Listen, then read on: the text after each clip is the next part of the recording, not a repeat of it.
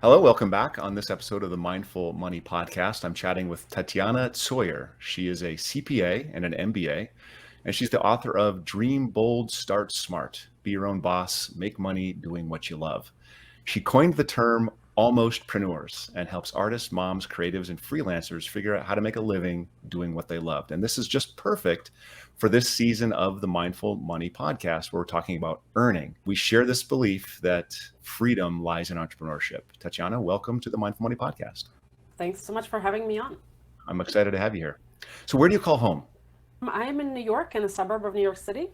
You want to tell us which suburb? Westchester. Okay, cool. My son is actually at NYU right now at a music thing, putting on a show. So tonight is the big show. So it's pretty exciting. Did you grow up in New Going York? there? I didn't grow up in New York, but I've spent most of my life actually at this moment, most of my life here.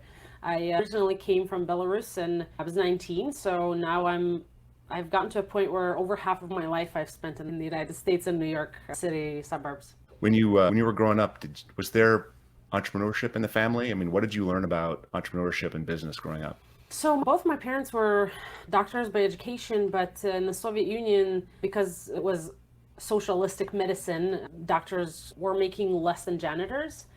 And so my dad quit and basically started his own thing, and he actually founded quite a few new concepts in law, which is really cool. He was neither a lawyer nor an economist, but his business was built around sort of these concepts of collateral. So when you have collateral, whether it's, property or whatever, or a loan or a debt that you have or whatever. And so similar to kind of like a combination of repossession and kind of thing. So he actually developed that concept from zero in Belarus, and he built a business around it. And pretty much every few years, he would start another direction and another thing, and maybe importing something or helping somebody import something. And actually, a couple of years into me being in the United States, he came and, he said, I'll never work for somebody else. And because I have an entrepreneurial spirit. And that's when I realized that I kind of was pushed into entrepreneurship by the circumstances, and I kind of like it too. And I think that I kind of got into that because of him. So he was definitely an example for me for that. I'm curious, do you think coming from Belarus, do you think that gives you an advantage in entrepreneurialism just because, there wasn't really a choice from the socialistic perspective? Definitely have some advantages. I have a different perspective because I've seen, in the former Soviet countries, small business is not as, I guess, promoted or cherished as it is in the United States. The United States has basically built itself on entrepreneurs. The biggest employer is still the mom and pop shop. And so in Belarus specifically, but other former countries of the Soviet Union as well, have a similar setup where most people work for somebody else. Most people work for either the government or some government organizations or factories or whatever. And small business is not discouraged, but I would call it sort of what would be a great explanation or portrayal of that. It's really, they're stripped down of every profit they make. So in the United States, the typical audit rate for a business, depending on the type of structure of the business that you have, is under 4%. So sole proprietors actually get audited 3.4%, versus S corporations, partnerships, and C corporations get audited at about 10 times lower rate, so less than 1%. In the former Soviet countries, 100% of the businesses get audited every single year. So when you file your reports, you actually go to the Internal Revenue Service equivalent and basically defend every expense that you have. So I think because of that and other laws, entrepreneurship in general is not very supported, but people get creative. People find ways to make money. A lot of cash transactions, of course, and I definitely think that it gave me a little bit of an advantage of understanding of if I encounter a problem, I would think, okay, how can we solve it? How can we go around it? Not break the law, but how can we go around it and actually get what we want anyway? And so I think definitely a yes. Is that what drove you to be a CPA? I mean, it sounds like the rules, the idea of overcoming these rules as a kid that's amazing. I've never heard those kinds of stories, but is that what's, how do I figure this out in the US? So I personally did not have a business because I left when I was 19, but I actually wanted to be a lawyer for probably, I don't know, many, many years. Since I was, I believe, 14, I found out what the word lawyer means. And so I thought that's exactly what I want to do. So when I came to the US, in Belarus and former Soviet countries, same kind of setup. You pick your future profession when you're 16 or 17. That's it. Like, you make a decision. Oh, I want to be an economist, or I want to be an accountant, or I want to be a lawyer. So the school is typically a 5-year program. For doctors, I believe it's 7. And you go in and you study specifically that profession. You don't study any liberal arts. You don't have the electives and music and all the other stuff that I had to take, to get my accounting degree here. But I finished 2 years of law school there out of 5. And I came to the US having the same dream. I want to be a lawyer.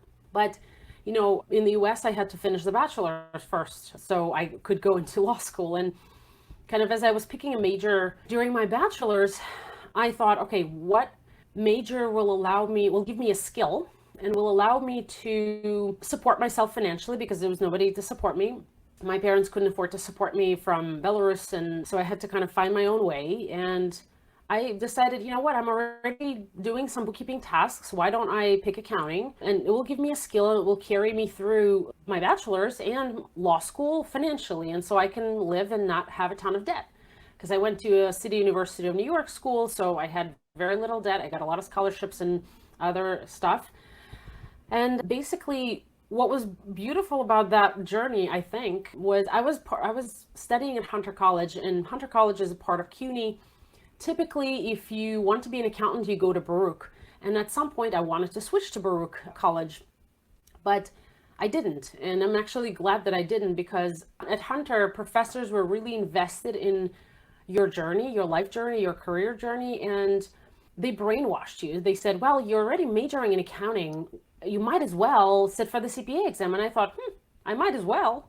And so kind of somewhere in the process, I was working with small businesses. I was working with probably 4 or 5 businesses at a time. One of them needed a bookkeeper once every 2 weeks. The other one was 2 days a week.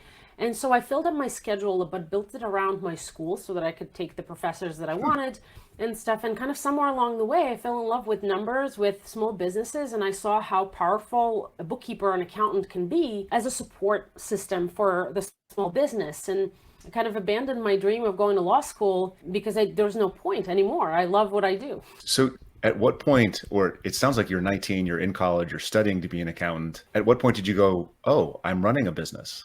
It will sound probably a little bizarre, but I don't think I'm the only accountant that kind of felt this way for many years. I didn't realize that I was running a bookkeeping business until my dad said that phrase, that I'm an entrepreneur at heart. And I thought, wait a minute, I'm doing the same exact thing. It's just a different service. Yeah. And then I built an accounting practice. I started building it slowly. I started with the bookkeeping clients, offered some tax. I got some tax experience at the time. And as I've been building this practice, in 2018, I realized that I don't call it a business. And one of my longest clients, I guess, not oldest, he's actually a lot younger than I am, but he said, I think it's bizarre that an accountant who basically advises other businesses doesn't even consider their own practice a business. And I realized that a lot of professionals do that. Doctors, accountants, lawyers, they call it a practice, not a business. Because when you treat it as a business, you actually run it differently. You set different goals and you set out to potentially hire people, delegate. A business is when you use other people's resources for money, you pay them a salary to generate more money, to make a profit. It's not you killing yourself doing tax returns. It's not you killing yourself doing law research or whatever. That's what a real business is. And yeah. So that's a perfect segue into the book. So who did you write the book for? And then when you hear people that have read the book, how are they using it? The people that buy it and read it, how do they use the book? So I wrote the book for someone who has a business idea but cannot afford to fail.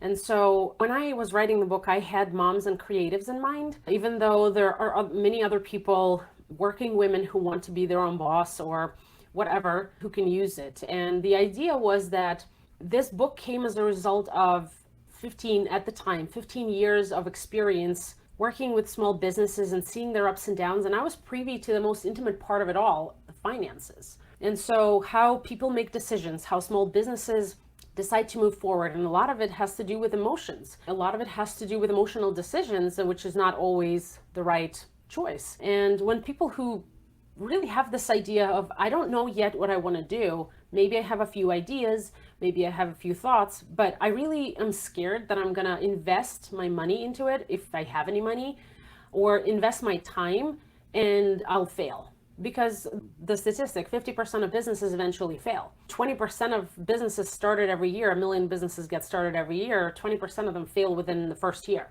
And so everybody knows that. And so that actually creates fear of failure, which is legit. And so my book was developed for that, to address that fear, to give you a roadmap of step by step what you have to do and when do you actually start with an entity. Because a lot of people call me and say, I want to start a business. What entity do I need? And I'm like, wait a second, let's first talk about the first basics of the business, and then we'll talk about entities when the time comes. So let's deal with a fictional almostpreneur. She's got an idea, or maybe she's got a few ideas, and she's got to pick which one to pursue. You talk about validating your idea before launching the business. So can you walk us through what those validation steps are? So the validation purpose is to make sure that you know that people will buy from you, who will pay you, and why you. And the idea here is, I'll give you an example. I had a couple, there were not a couple, there were 2 business partners, and there's a separate chapter on partnerships that I'm not going to dive into, but there was a partnership and they decided, okay, we're going to provide catered lunches to this daycare, because their kids went to this daycare, my kids went to that daycare, and they didn't offer food service. So everybody, had to bring their own lunch. And so it's a great idea on the surface.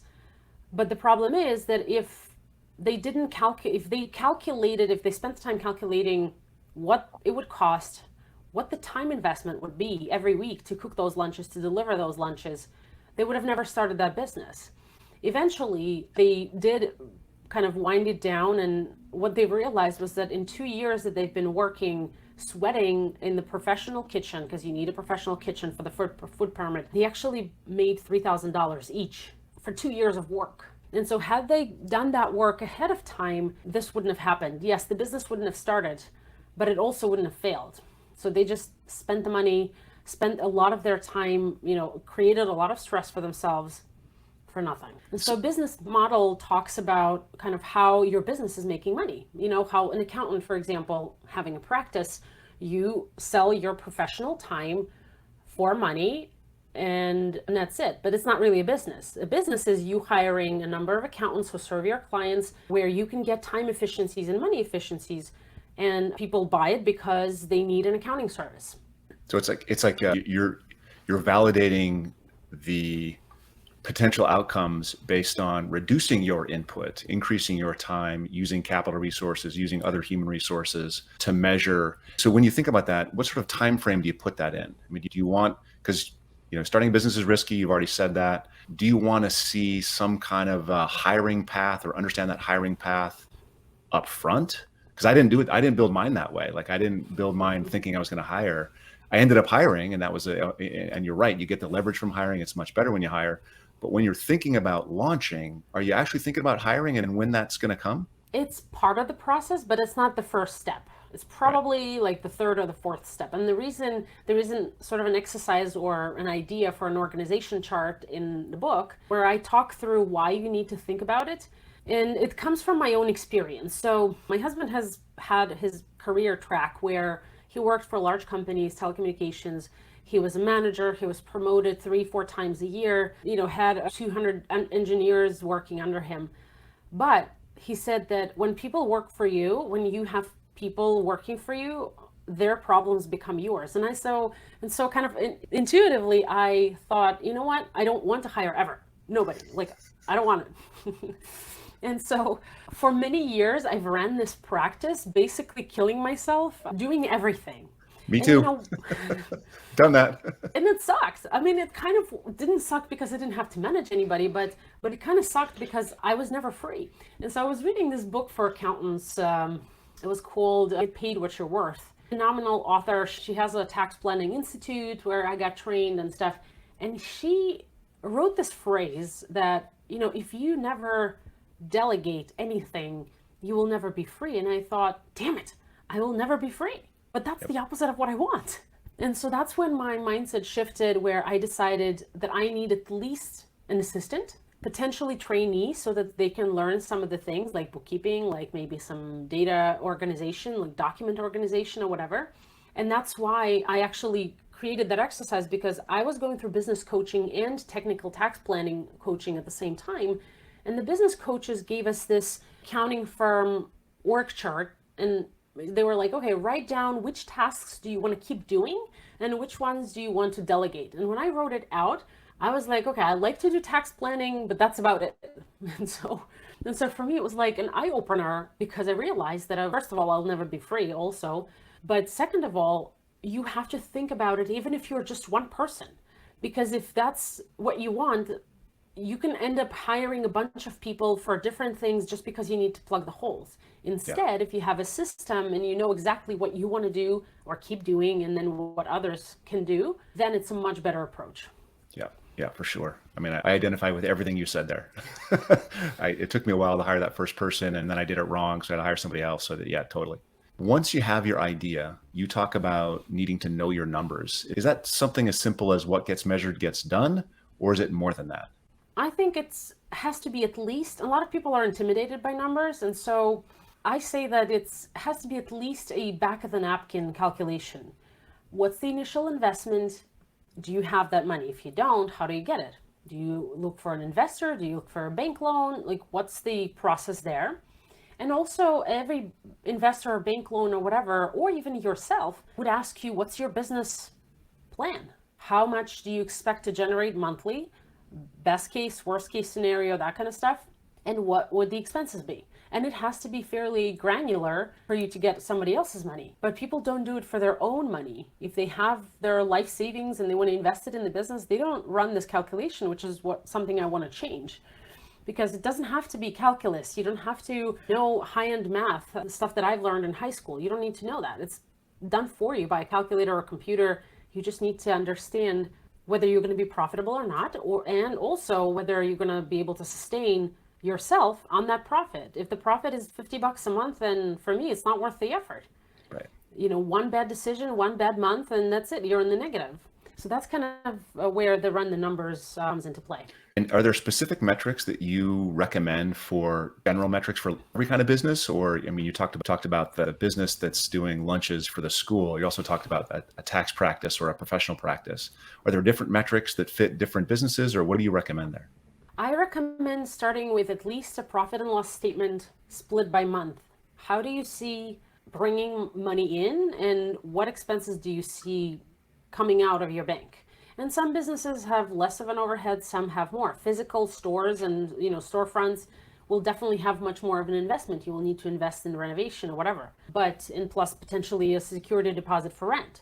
But if it's a coaching business or a professional service business, the investments aren't as high, but there still are expenses, especially related to marketing and everything else. And software, everybody is a software as a service now. So running those numbers and understanding what would your nut be every month, in accounting and economics, it's called break-even point.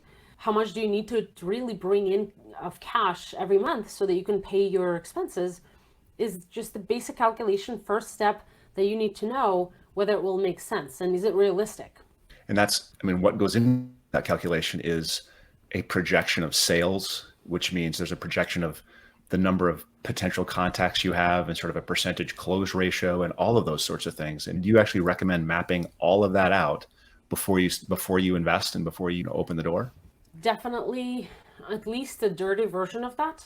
Yeah. And I think that it also helps with developing your price points, because most people struggle with how much do I charge for my product or service. And in the book, I talk about that. And also there's a resource that someone can download and use on my website to use that for a calculation. But the idea here is not only sales, projecting sales, it's actual cash coming in. And there's a difference there, because if you sell to customers you may collect 80% of it, 40% this month, 40% next month, and 20% may be uncollectible. And you have to account for that, because the worst thing that can happen is you run out of cash and you can't pay your vendors or your employees or both. And so that's kind of where that is. But also, once you understand what your line expenses are, you understand how much you can afford, what you will do if there's zero sales happening, how will you cover that expense? And you need to also know how to price your product or service, because you'll know, okay, I need to bring in $20,000 to cover my expenses. Do I sell 100 tax returns, $20, or actually $200, or do I increase my prices and sell 10 for, whatever, 2,000? So all of this plays into the pricing and everything else in your business, because you're coming from cash flow management perspective. Right. You talk a lot about price psychology. And that's important in everything, whether it's a service business or a product business or a retail business, that price psychology matters. Yeah. So do you find that many entrepreneurs just starting off, the moms and the creatives undervalue what they create or what they provide? 100%. And I was one of those people too. When I started my own practice, so I worked for a CPA firm because I needed the experience and the license. I worked for them for about 2.5 years. And then when I got pregnant, I decided that I don't want to put my child through the stress of tax season. And so I quit. I started my own thing. I started offering tax service. And I asked a mentor of mine, we worked together at this firm, and he's still a very good friend. He's retired now. I asked him what I charge. And so he said something like, come up with an hourly rate that would cover, not only the cost of your time, but also the overhead and profit. And then estimate how much time it will take you to complete a tax return, for example. And that was terrible advice. I mean, it's a terrible way to price or look at what other people are charging or try to compete with them. But here's the thing. There are car washes that cost $15 with the tire shine. I know because I get those more often than others. But there are car washes that cost $5,000. And the reason that they cost $5,000 is because if you own a car that's $500,000 car or $1 million car, do you care about spending $5,000 on detailing of your Lamborghini? No. So there is the right offer for the right client. And I think that pricing is a concept that most first-time entrepreneurs and entrepreneurs in general struggle with the most. And that's the most important one, because that's directly affecting how much money you're taking home. And also it affects who you target for potential, clients and customers. Because if you're charging $5,000 for a car wash, you're not, washing Toyotas. Right. Even the highest end Toyota, you're not washing it. So you actually write a lot about starting right. So you have somebody, they've selected their business idea, they've run the numbers, but then you talk about things like entity selection and operating strategy. And I think you touch a lot on tax strategy. Can you explain why these are so important to get right out of the gate? In terms of tax strategy, it's important to at least start with the more or less right entity, but also keep in mind that there could be more than one entity involved. Generally, when I consult clients, I typically work with at least 2 or 3 entities in the mix, depending on whether they have children, whether they have other directions of businesses, because there's a direct effect of a tax strategy on how much money you'll have left at the end of the day. And so, for example, you can have goal of selling a business maybe in 5 years, which can change. So I've had a client who, when I was deciding whether they should be an S or a C Corp, I asked them, what do you want to do? Do you want to keep running it for life, or do you want to sell it in 5 years? And the answer was, I want to keep running it for life. But then things changed. And so I can't undo that particular setup because the goals have changed, the desires have changed. But at least when you think about it, okay, I'm starting this other business. What do I do? And all of this depends on personal situation, because what we do personally affects directly our business. I believe that business is personal. And an example of that would be you don't build a business just for the heck of building a business. You build a business so that you can have a better life. And so there's a direct correlation between personal goals and business goals. And you can't ignore your personal goals or set business goals that ignore your personal goals. And for someone, it can be, for someone who wants to have a family and have children, the goal would be to set money aside for their own retirement, to potentially create college savings for their kids. But for someone who's not going to have kids, the goals in business, development and growth is completely different, because maybe they just want to have more time off and travel the world. Whatever that goal is, a business is there to support it, and the structure will be drastically different from someone who has 2 kids and wants to have more, and a house on the beach or whatever. Right. I want to talk about business resiliency, because I'm sure your business went through changes in the last few years. I know my business went through some changes. And if you're in a retail space right now, supply chain issues are still there. Now there's all this talk about inflation and possible recession. Before you start a business, how can you make it so that your business can thrive through, what is really just an unknowable future? And you're sort of piling on risk when you start a business. How do you make sure that you make it? I think it's important, and that's why I talk about it in the book. I think it's important to incorporate tools and strategies to have reserves built. But more than anything else, you have to realize and understand that the world is an ever-changing setup. And so you don't know when to expect the next kick or strike, which is okay. The idea here is to be ready to pivot. And, I used to be a profit first professional. I used to be a part of the organization. And Mike Michalowicz is a friend. He's endorsed my book. He really supported my authorship. He believes in authors who write their own books. And he really stepped up when the pandemic has started. He stepped up and he started coaching additionally profit first professionals and provided us with the tools so that we can support our clients. Because even though most of my clients were not negatively, adversely affected, some still struggled in a way. We had to apply for the PPP loan and renewal and the second batch or whatever. There was a lot of moving parts, and it made the business owners nervous, understandably so. Some of them are retail businesses. I've had a clothing business, a clothing brand that sold primarily to wholesale. And when the pandemic started, many of their clients canceled orders for the next collection. And so this actually turned out great because it prompted them to start their website faster. And now their website is making a ton of money, and their wholesale business has now become a much smaller part of their revenue. But Mike Michalowicz talks about something called a recession response curve. Recession response curve basically is a curve that kind of starts up high and then it goes down, kind of flattens out, and then trends back up. And the reason I like this approach, and I think that people who want to start a business before they even start understand that curve, because once you know it, you know that what you have to do next. And the curve goes like this. At the top, you start with a shock. So when the pandemic happened, everybody was shocked. Everything shut down. What do I do? How do I pay my employees? Do I have to lay people off or whatever? So a lot of really back and forth, especially for retail businesses, but also obviously restaurants and suffered tremendously in gyms and other services. I mean, some businesses have thrived, but some businesses haven't. And the next step down that curve kind of comes down to desperate action, and it's not yet the bottom. And so that's when some business owners started taking actions that were out of desperation. Maybe laid people off, maybe, whatever. Even though I think the US government has come up pretty quickly with the CARES Act. I think it was the CARES Act that did that. It was the world shut down on the 17th of March. By the 27th, they've accepted a stimulus program for businesses. I mean, I think it's pretty fast even for US government to get it done. But the idea is that you're in shock or in desperate action. That's not helpful to your business. You're still going down.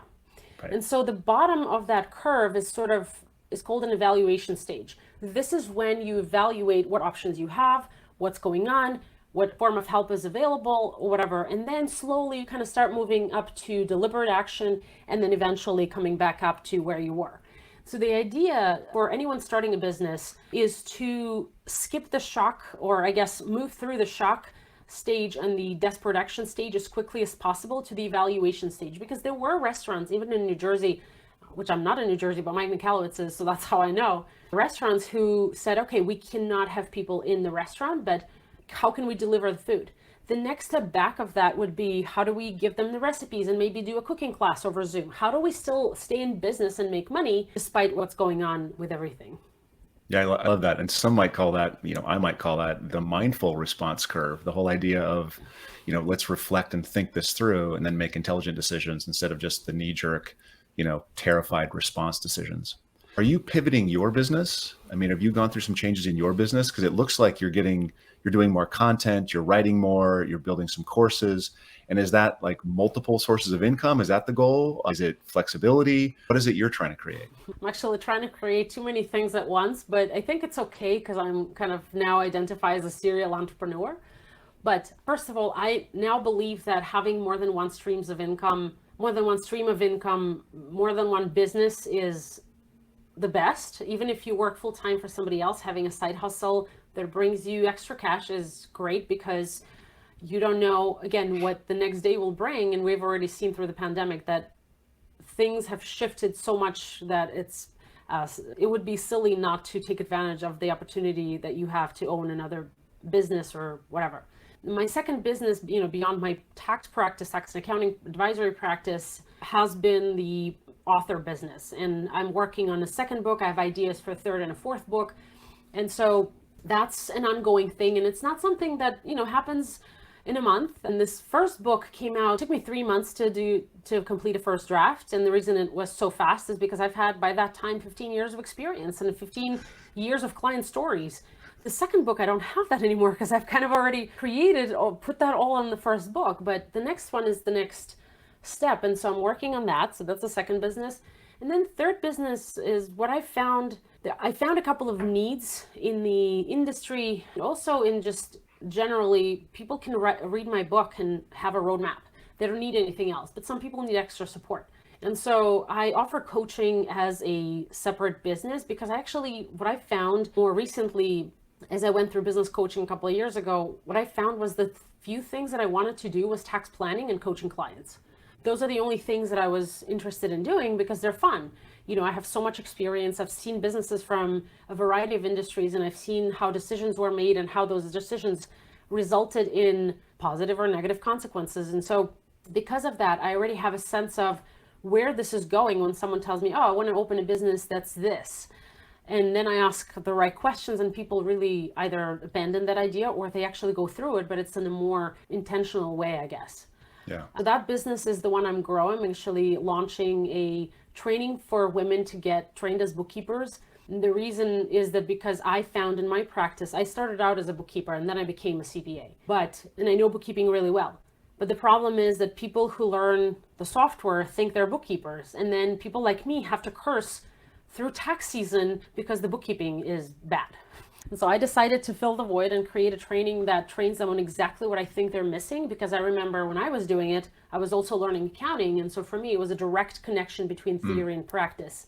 Yep. And so that's kind of also a passion, personal passion, and a pain point too. I would love to hire these people to be bookkeepers for me, but the problem is that there's no great bookkeepers out there. Yeah. So by the way, 3 months, even with all that experience. So I wrote my first book. It took me, I kid you not, 5 years to write it, and then 2 years to edit it, and then I published it. And I have the same sort of a path where I've got one I'm writing now, and I got 3 in front of it. I hope I get them all finished before I'm 90, but you'll be done much more quickly, I think. Very impressed, because it's a great book, by the way. It's a great book. Thank you. So one of the things we do on this podcast is I try to make it really simple for people. And so what is just one action step that you've got lots of experience, that that if they just take this seriously and do this simple thing, will improve their personal and financial outcomes? And then the flip side of that is, what is one thing that we're told to do, or social media tells us is important, that we're just better off totally ignoring? We just don't do that thing. So something that we should do, and then something we should stop doing.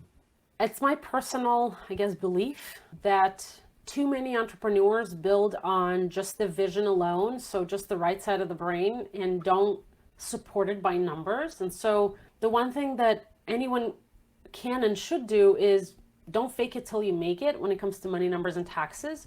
The earlier you face it, the better and the quicker you'll go. I truly believe in that to my core. Even my TEDx speech is written around entrepreneurship being a whole brain craft, because it is a craft. You can learn the skills to get it going, and it requires both sides of your brain, and it doesn't mean you have to know calculus. The thing that you shouldn't do that everybody else tells you to do is don't do your own books. It's a personal pet peeve. I've seen too many badly done books, and then it costs you, in the end, it costs you a lot more to pay someone to clean it up, because you can end up owing a lot of money in tax that you didn't actually make because you have no idea how to set up the right accounts, how to record the debit and credit. You have no idea what's going on in the background. But absolutely don't, no matter how Intuit or other entities give you the ability or make you believe that the software can do it for you, you still have to know some of the basics. You still have to know some of the basic concepts of accounting. I'm laughing because I did my own books for 10 years because I've never wanted the bookkeeping expense. The minute I hired a bookkeeper, I like got 10 hours a week back. I made more money. It was such a ridiculous waste of time for me to do my own books for all those years. And that's like one of the decisions I regretted more than any other decision, was doing my own books, because I didn't do them right. They were all gross. So you're totally right on that. Hey, you know what? Just a couple of sort of final closing questions. First of all, thanks for coming on. This has been a very valuable conversation for myself and our listeners. What was the last thing you changed your mind about? So many things that I've changed my mind about. And I'm the type of person, I'm very decisive. I make decisions like that. But, I used to call myself, because the English is not my first language, I used to call myself a bad writer. I used to call myself a bad creative or whatever. But, over the last 3-4 years, I've completely destroyed every one of those beliefs. And the most recent, I guess, mindset shift that I've experienced is, I always supported following your heart and following your passion, but I've had this guest on my podcast who said, screw passion, start with what you know best first. It doesn't mean that you never get to pursue your passion. It just means that you start first with what you know best, and then build a segue into your passion. And even though I still believe that you can be your own boss and make money doing what you love, it doesn't mean that your first business should be your passion business. It means that it could be something that you know best because you've worked in the industry or whatever, and then you use that money to fund your other passions. Right. Yeah, I love that. I think that's really important. Is there anything that people don't know about you, or often don't remember about you, that you really wish that they knew? I often come across as I told my coach, I often come across as a heartless, cold-hearted bitch, but I actually am not. I'm very empathic. I just think that once you've decided, you have to go all in, and that's kind of how I am. And sometimes people see that side of me because I'm in the mode of going after what I want. And so may seem not empathic, but I actually help a lot of women for free. I actually support and guide and advise and coach women for free because I feel for their situation, maybe their goals or anything in between. That's a great point. It's something to highlight, because I think there's a lot of people that are very, very successful and very, very driven, that you don't know what they do. You don't know the people that they help for free. You don't know. And for years and years and years, we've done that. And I appreciate that, because I think I had a coach once tell me that if you want help, ask someone that's really, really good at it, and probably they're going to give you some time, right? That mentorship thing, that's a real thing. So thanks so much for coming on. How do people connect with you if they want to connect or seek out your coaching? The best way is to, if you want to chat, just reach out as a DM on Instagram. That's where I live. I'm present in all of the social media, but I live on Instagram. And also my website has a lot of information about what I do, my podcast, my free resources that are available. And that's at talktotatiana.com. Easy to remember, forwards to my website. So this way you don't have to remember my last name spelling. We'll put the links in there so no one has to remember anything, so everyone can just go straight to the links. Thanks so much for coming on, and maybe we'll have you on again at some point. This was a really good conversation. I appreciate it. Thanks so much for having me.